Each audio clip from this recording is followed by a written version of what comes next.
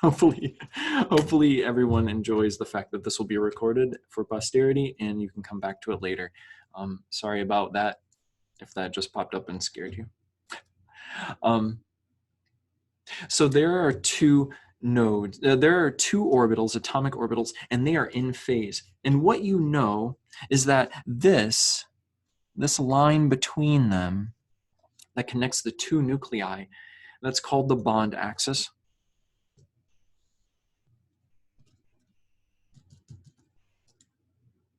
And we define that specifically as the z-axis. It's not x and it's not y, it's the z-axis. Now, they come together and they overlap, and they will either, in this case, they're going to be in phase, and they both have pi symmetry. Each one has pi symmetry. This would then give you a bonding pi molecular orbital.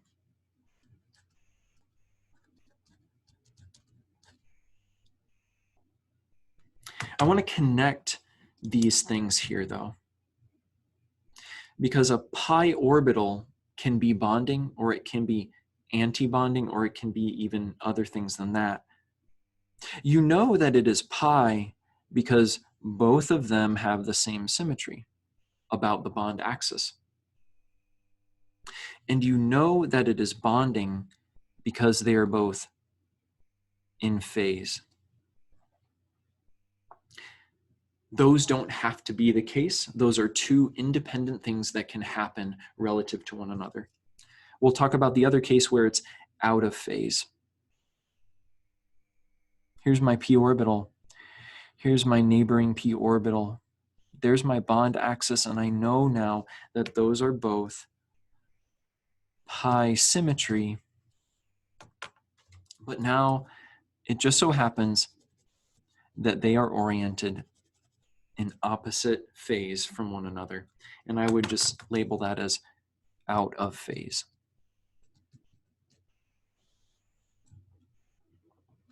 That then leads me to the determination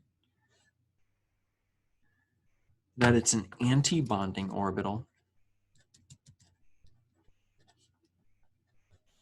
They do interfere, but they interfere destructively.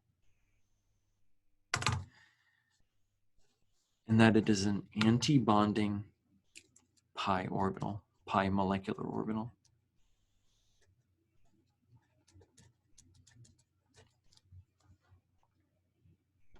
So maybe a question is, what does that look like? Well, what is the result? So this is just when the two are overlapping, but still drawn as if they're atomic orbitals. But what's happening is that they are merging with each other. They're overlapping with each other and creating a new single orbital, a new single place for two electrons. I know that two could be there and two could be there, but the two have combined together to just make one. And our drawing would now look like this. Here are the two nuclei with the bond axis. And now we've kind of created this sort of overlap between, where there's now a single area above both and a single area below both. This out of phase configuration still overlaps and still creates one single orbital. But that single orbital is nullified in the region between the two nuclei. So any area where they overlapped, I have to not include in my drawing. And it turns out that it would look something like this. What I'm trying to represent in my drawing is just the fact that there is now a region where the electron can't be. But this is a single place for two electrons, despite the fact that there are all these nodes. You were comfortable with a d orbital having nodes, but still being the place where just 1 or 2 electrons can be. This is no different. That is 2 electrons spread out across 2 atoms instead of 1 now. I have a question. Does in phase and out of phase matter if we're just talking about pi symmetry? Maybe what I'll restate the question as can sigma symmetry, pi symmetry, and delta symmetry all have an in phase and an out of phase combination? Absolutely. In fact, you already saw the in phase and out of phase combination for dihydrogen, H2, in that molecular orbital diagram. You can bring 2 s orbitals together, both of which would have sigma symmetry relative to the bond axis. And then once you have that, they could have been put together in an in-phase combination or an out-of-phase combination. In fact, they're doing both at the same time, and they always will. And therefore, they create constructive and destructive interaction. A follow-up question then, what if we mix the symmetry, which is actually a great segue from my notes. So what if we take p orbitals and we change them in a different way? What if I just take one of those and change it from being pi to being sigma, but I leave the other as pi? Well, that would look something like this.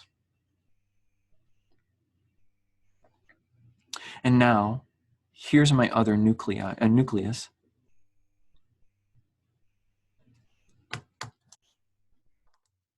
Now I'm going to honestly shade them arbitrarily. It doesn't really matter. What I've created now is a pairing where this is my bond axis. There's my bond axis, where I have now sigma symmetry and pi symmetry. And it turns out that simply doesn't work.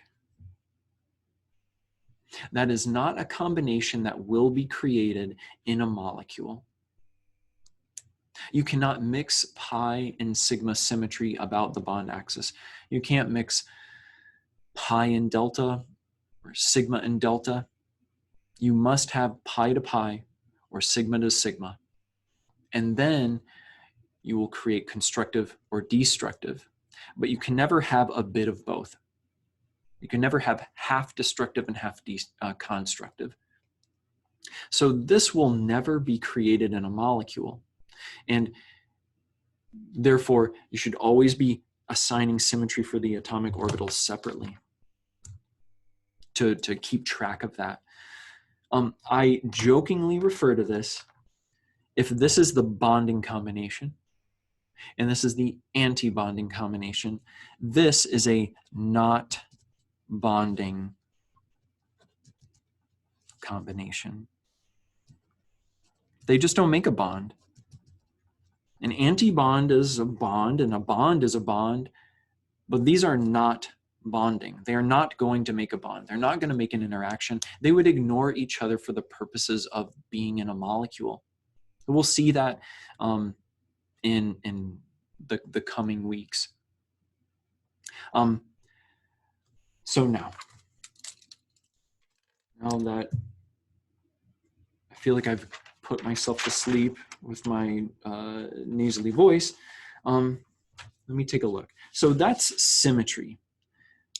Let's label this as symmetry. That first question I had was, how do you know when orbitals mix? Symmetry is your first consideration. Do they line up in the appropriate way? The next thing that you have to account for is energy.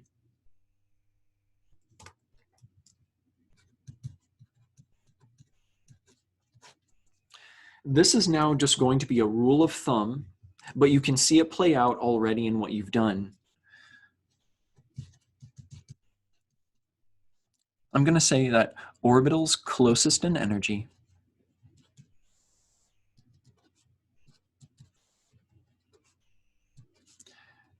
will preferentially mix.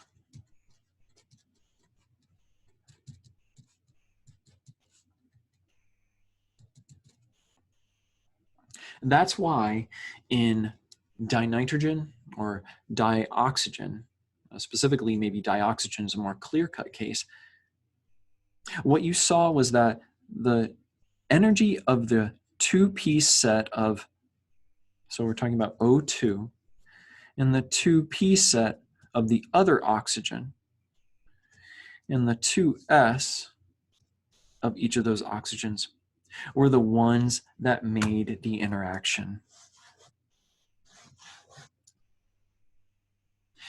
It is the case that one of the p orbitals, specifically the pz orbital, has sigma symmetry relative to the bond axis, but so does the 2s. So the question would be, well, how do I know that it's the pz's that come together and not the 2s and the pz? What we have to rely on now is, so you've already done your symmetry analysis. You've picked out that those four are the ones that could create a bond in any number of ways. But now we know that the orbitals that are closest in energy will preferentially mix. So therefore, I know that the pz's are in fact identical in energy because they're identical atoms. So the pz's will preferentially mix, and the 2s orbitals, the s orbitals, will preferentially mix. And you can see that both in the dinitrogen example of the MO structure as well as the dioxygen version.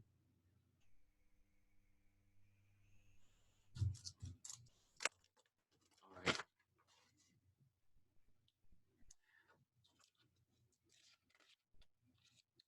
Do I have, okay, good. So here's another thing to consider. We've talked about sort of what is it controlled by? It's controlled by symmetry and it's controlled by energy. But what are now the outcomes? Which I think we've already said, I've already listed. One is a bonding combination. You can make a bond if you have the right symmetry and if you are of the same phase, in phase. But you can also have anti-bonding.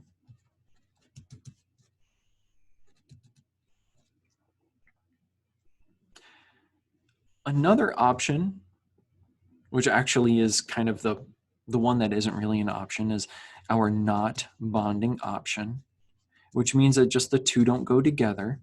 So you should put them back where you found them and look for a different pair. Maybe these two don't work together, but maybe one of them has a better match somewhere else. And then finally, there is something called the non-bonding option.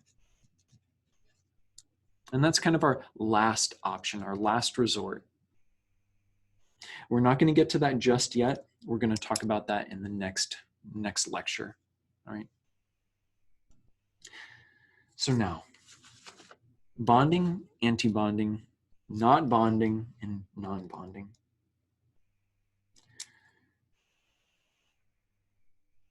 Here's a rule of thumb, and here's something I would like you to take a look at for yourself as you go back through these activities. I want you to, so say you used all of your atomic orbitals, so I'm just going to abbreviate as AOs, all of your atomic orbitals to make these new molecular orbitals, MOs. That means you've made bonding and anti-bonding pairs or what have you. If you did it right,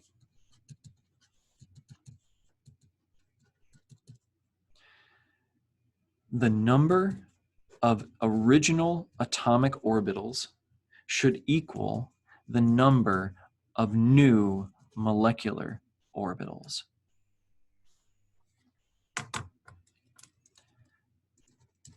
Said in a different way, all orbitals are conserved.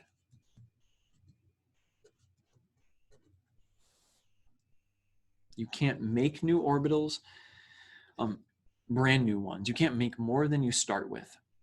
Just like the law of mass balance. You can't make new mass, though I guess we did kind of do that in nuclear chemistry. But regardless, look back through, you'll see that in dihydrogen, you started with 2 independent 2s orbitals. But when dihydrogen came together, it made 2 new molecular orbitals, 2 and 2. They're now different in energy, whereas the 2s orbitals were the same in energy. So that's kind of a rule of thumb, like a way to check your work as you go through. So now you've done that. You've created this molecular orbital diagram that looks like the H2 diagram, or it looks like the N2 or the O2 diagram. It comes time to put electrons into it. How do you do that? The way that you're able to do that is by the same process you went through in atoms. You're going to put electrons into this new diagram, which we're going to call the molecular orbital diagram, from lowest to highest. You're only going to use the valence electrons of those atoms, though. The core electrons are considered too far buried. They're going to stay with their individual atoms, but the valence electrons are the ones that are allowed to mix and make bonds. So you are going to say in dihydrogen, you have 2 valence electrons. You're going to put those 2 valence electrons into the sigma and the sigma antibond, and these are the 1s. 2 electrons. They're going to go into your MO structure because you're now a molecule, H2, and they're going to go here. Some folks will put them there for counting purposes. This is where they started, but this is where they end up. They both move down in energy to become here. This is not 4 total electrons, but rather a beginning or a before and an after picture, sort of showing where your atomic orbitals were and how they've been created. But this is now then representing those 2 electrons in the sigma bond between dihydrogen. And Claire says it's now 1:30, and she is exactly right. Work on the exercises, send me emails. I will keep you posted as to how I feel, but office hours canceled for tomorrow just to be on the safe side. I'm just congested, but we'll see if anything develops further. I really appreciate you trying to do this with me, and best of luck. Have a great day. I'll see you later.